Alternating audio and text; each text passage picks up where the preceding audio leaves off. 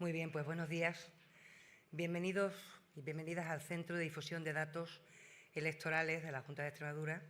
Como saben ustedes, somos competentes, responsables del proceso de elecciones a la Asamblea de Extremadura y también de las elecciones de vocales a las juntas vecinales, las entidades locales menores, como así se conocen.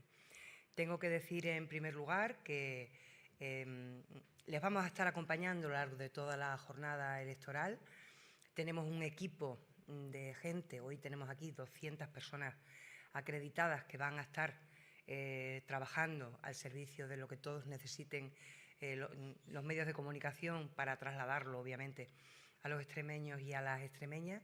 Y tengo que dar las gracias a todos los empleados públicos que están colaborando en el día de hoy, que lo vienen haciendo desde hace varios meses, a Protección Civil, las fuerzas y cuerpos de seguridad del Estado, Cruz Roja, etcétera, etcétera. El dispositivo humano es muy importante y quiero empezar diciendo que la jornada de hoy también ha tenido un inicio ejemplar porque los ciudadanos y las ciudadanas han sabido cumplir de forma ejemplar, e insisto, en el ejercicio de su deber también de colaborar en la participación de la organización de las elecciones. Digo esto porque no ha habido ninguna incidencia y es algo excepcional. Podría haber alguna anécdota que reseñamos siempre. No ha habido ninguna incidencia y eso habla de la madurez de un pueblo, del ejercicio, como digo, de esa responsabilidad, de ese deber ciudadano. Por tanto, los datos en el día de hoy que ustedes conocen es que en Extremadura, repartidas por la comunidad autónoma, tenemos 1.417 mesas para ejercer el derecho de sufragio.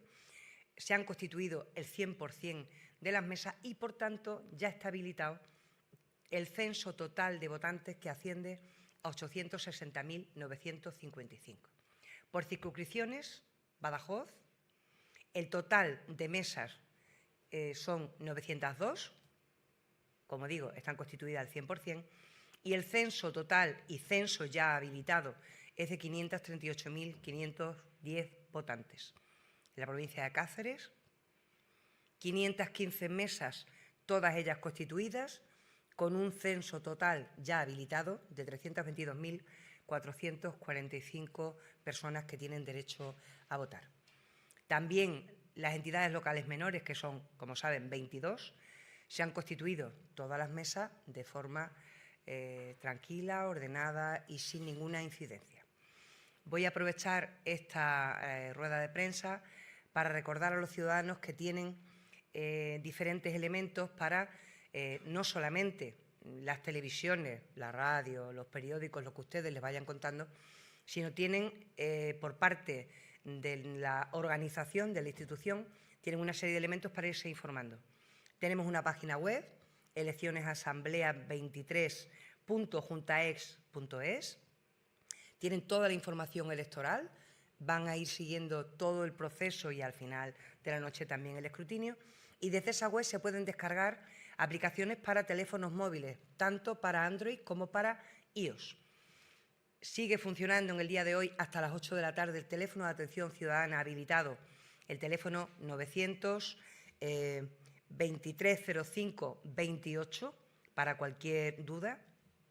Y tenemos también un teléfono móvil para envío de mensajes por WhatsApp, que es el 681 39 60 71.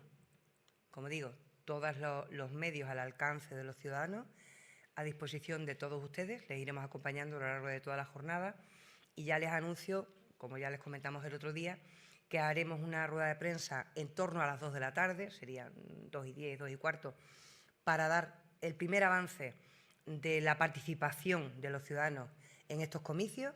Habría un segundo avance de participación en torno a las 6 de la tarde y, finalmente, una vez que se escruten los datos de las autonómicas.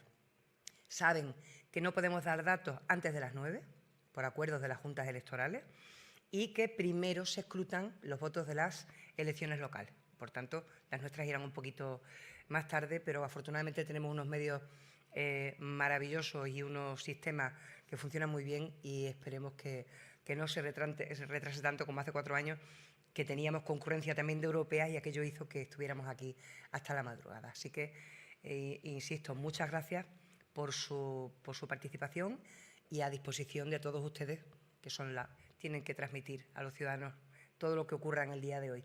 Deseo mucha participación, que el día sea un día espléndido para todos.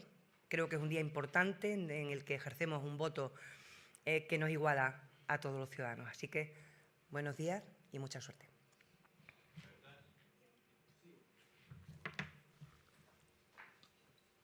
Hola, buenos días. Además de que se han constituido el 100% de las mesas sin ningún tipo de incidencia, siguiendo la aplicación en el móvil hemos visto que se han constituido también de forma muy rápida. Ha sido una cosa bastante rápida. Sí, por eso digo que en otras ocasiones faltaba el presidente, tampoco estaba el suplente, tampoco... Por eso insisto, creo que ha sido un comportamiento ejemplar y que nuestra democracia y la conciencia ciudadana nos da cuenta de cómo se asume este ejercicio, que es un deber ciudadano. Tenemos muchos derechos, pero este es un deber y se ha cumplido. Y desde luego en Extremadura se ha cumplido ejemplarmente y es algo de lo que debemos sentirnos orgullosos. Muchas gracias.